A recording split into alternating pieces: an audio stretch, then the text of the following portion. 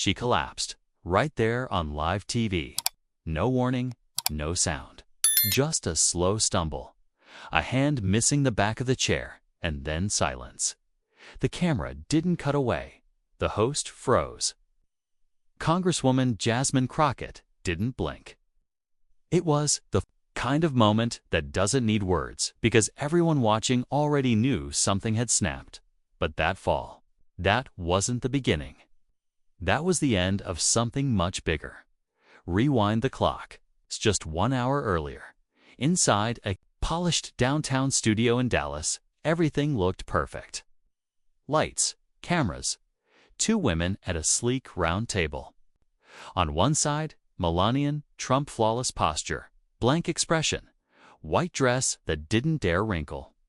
On the other, Jasmine Crockett, sharp blazer, steady hands, and a quiet look that said she wasn't here to perform. She was here to say something. The show wasn't live yet, but the air was already tight. Phones were out. Mics checked twice. Every seat in the audience was filled, not just by regular people, but by those who mattered. Political reporters, influencers, people who never miss moments like these. And yet, no one knew what was about to hit them. Host Terrence Van, a pro with decades on screen, looked unusually tense. He kept checking his cards, kept glancing between the 2 women like he was standing between a storm and a wildfire. There had been rumors, yes, something about Jasmine bringing proof. But no one knew when or if she'd actually drop. Jasmine hadn't said a word online. No hints, no leaks, just stillness. And sometimes that kind of silence doesn't calm people, it warns them. Everyone felt it. Something was coming. But no one expected what would follow. The lights had barely settled when Terrence Van leaned forward. Hands folded, voice steady. Tonight, we're joined by 2 powerful voices to talk about trust, truth, and what accountability looks like. In public life, he turned first to Melania Trump. She nodded softly, her voice smooth as glass. "Thank you for having me." Not a hair out of place. Every word landed like it had been tested, polished, rehearsed. Then he looked to Jasmine Crockett. No nod, no warm-up. It's 5 calm words. "It's not a matter of time, it's necessary." That shift in tone, it changed everything. Terrence's first question was gentle, but pointed. What breaks public trust, and what restores it? Melania went first. She spoke of media distortion, of the pressure public figures face, of the need for Americans to learn to think for themselves again. It was a performance practiced, composed, almost floating above reality. Jasmine waited. No interruption, no eye roll, just stillness. Then, in a voice clear enough to cut through noise, "I think people are tired of theater. They don't want pretty lines. They want receipts." The audience didn't clap. They didn't need to. The air in the room tightened. Melania blinked once. Nothing big, but it was caught on the close-up camera. Jasmine didn't flinch. Her voice didn't rise. It didn't need to. When Terrence turned back to her, she wasn't smiling. She was watching, I think. Jasmine said slowly, "There comes a point when a person's image becomes currency. And some people have been spending that image for a long time while hiding who they really are." Melania leaned in just slightly. "If that's directed at me, I hope you're prepared to back it up." That's when Jasmine smiled. "Just a little. Don't worry, I am." It wasn't a threat. It was a promise. Terrence's eyes flicked between them. "Let's try to keep this on track," he offered, voice tight, cards in hand. He was trying to keep the ship from drifting into storm water. But it was already too late. Melania shifted in her chair. "Privacy is a human right," she said. "Especially when every move is watched, judged, picked apart. We all deserve that much." Jasmine didn't move. "Privacy matters," she replied. "But not when it shields the truth from the people who trusted you." That line didn't. Need volume. It hit like a drum in a quiet room. Melania's hand moved to her cuff again, a small, automatic motion. Jasmine's hands stayed still, folded in front of her, eyes forward. Then came the moment that bent the room. "I'm giving you a chance," Jasmine said softly, "to take the front seat in your own story before I have to drive it." Melania blinked. Once, twice. The audience didn't cough, didn't fidget, didn't move. Terrence tried to keep the peace, his voice a little tighter now. "Let's explore this idea of narrative, how public figures manage their story." But Jasmine didn't take her eyes off Melania. And Melania, for the first time, looked unsure. Then the conversation shifted. "You're implying something," Melania said carefully, without saying it.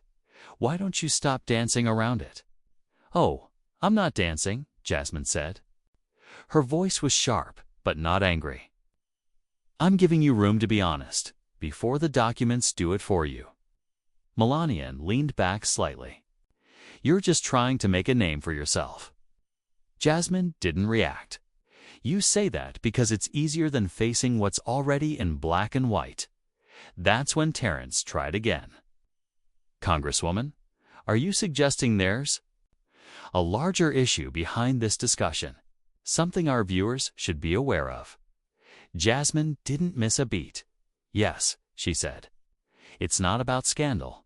It's about alignment, about who holds power and who they've aligned themselves with, publicly and privately, and why they worked so hard to keep those relationships hidden." There were no cheers, no gasps, just stillness, the kind that makes your pulse louder than the room. Melania sat taller. Her face didn't change, but her fingers curled slightly against the edge of the table. The shift had happened. Jasmine had the room now, not by force, not by volume, but by presence. Outside the studio, Twitter had already lit up. Clips were being trimmed and reposted. Someone had just tweeted, "She's not even raising her voice, and it feels like an earthquake." Back in the studio, Terrence tried again to balance the floor. "Let's bring it back to accountability." But no one was listening anymore. Melania spoke again, but slower now. "This platform was supposed to be about ideas. Now it's becoming personal. That says something about your character." Jasmine didn't blink. "You're right. It is personal. Not to me, to the people who were lied to. To those who put trust in something that wasn't real." Her voice didn't waver. Her tone never changed. But her words, they burned. The pressure was building. And Jasmine still hadn't opened her folder. Not yet. This was just the quiet before the detonation. And Melania, she could feel it coming. You could see it in her eyes. In the way she reached for the water glass she never actually sipped. In the way she kept glancing off camera, hoping maybe someone would step in, cut to break, offer her an exit. But there was no exit. Not tonight, because Jasmine wasn't here to perform. She was here to show the truth. And the truth doesn't shake. It doesn't shout. It just waits. And then it lands. The shift didn't come with shouting. It didn't come with a dramatic gesture or a loud accusation. It came with a simple movement, Jasmine Crockett reaching down, flipping open the folder in front of her, and calmly resting her hand on the top page. She looked at Melania. Not angry, not smug, just certain. Then she asked one question, her voice quiet but clear. "Would you like me to start with the March 11th trip to Zurich or the April 6th overnight in Marbella?" For a second, nothing moved. Not the cameras, not the host, not the audience. Melania's fingers curled around the base of her water glass. She didn't lift it, just held on. Jasmine didn't look rushed. She didn't press. She let the silence sit. Let everyone in the room feel the weight of what she'd just said. Then she continued.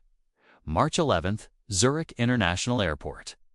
A Gulfstream G500, tail number N519JR.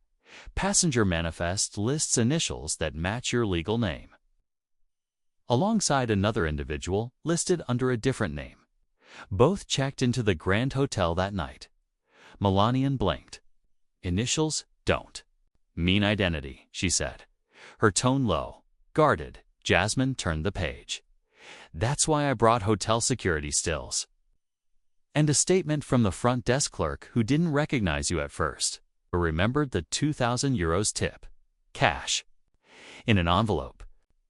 The audience didn't move. No coughs, no whispers. It's just the quiet sound of Terrence's pen tapping nervously on his note card.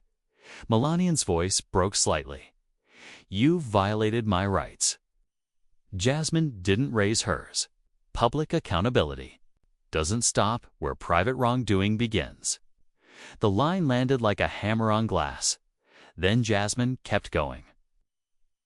She didn't gloat. She didn't pause for applause. She read off another line. April 6th, Marbella. Same jet, different companion. No press coverage, no public record, no mention in official travel logs, no explanation. Melania's hands were tight on the edge of the table now, her posture perfect, too perfect.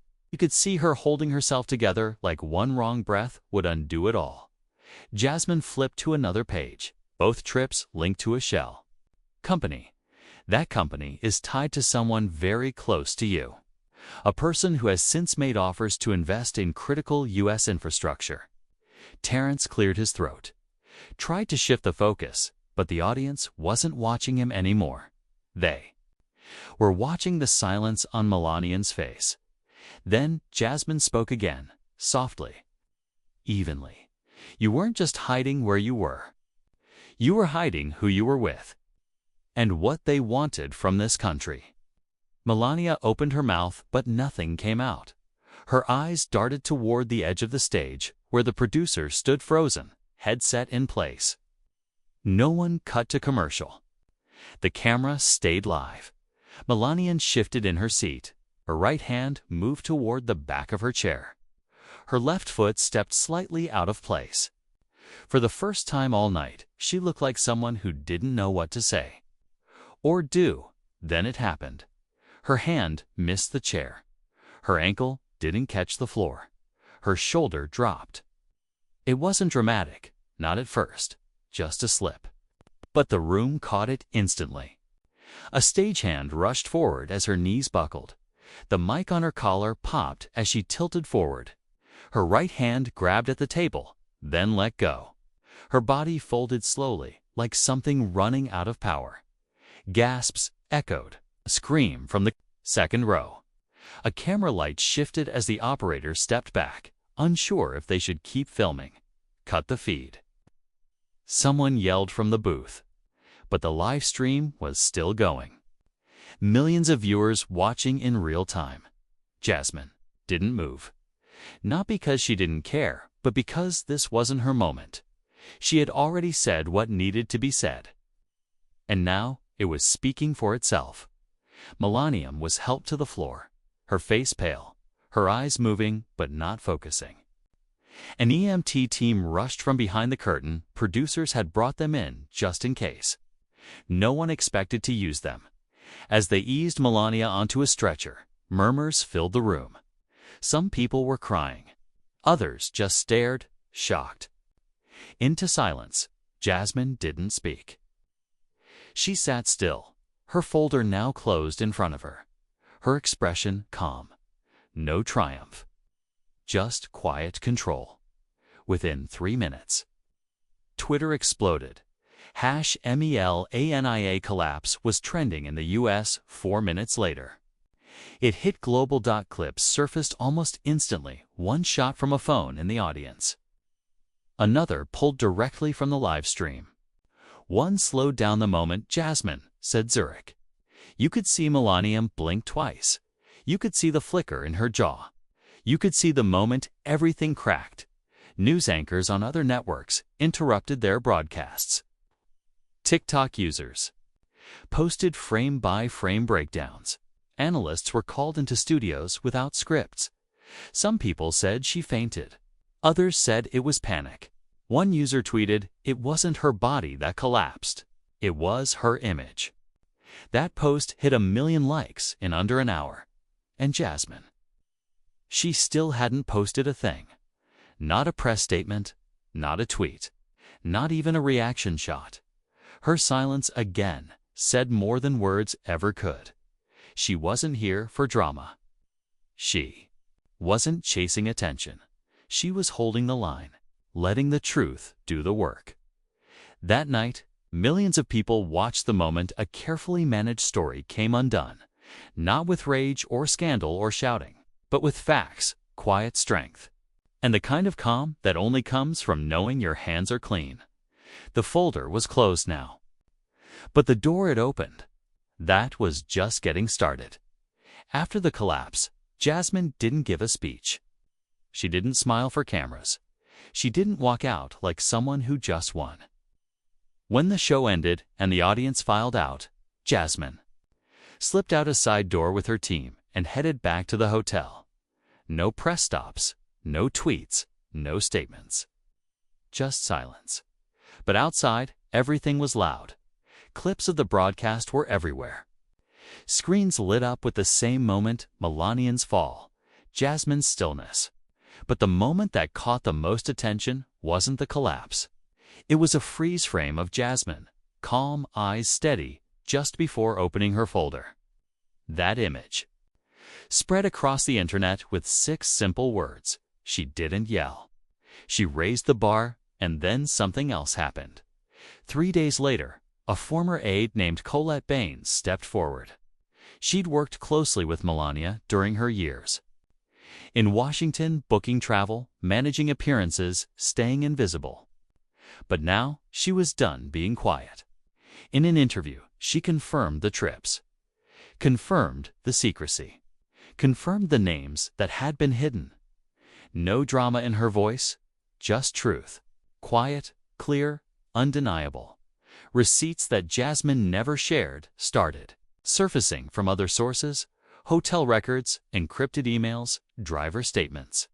News anchors called it the kind of story you can't spin. Melania's lawyers issued threats, promising lawsuits, but nothing landed, nothing stuck. Because Jasmine hadn't lied. And because the silence that followed her reveal made the truth even harder to ignore. Then came the hearing. Jasmine sat in front of a congressional subcommittee, surrounded by cameras and critics. She didn't get emotional. She didn't argue. When one senator accused her of dragging a family name for headlines, she simply replied, "Public figures aren't just people.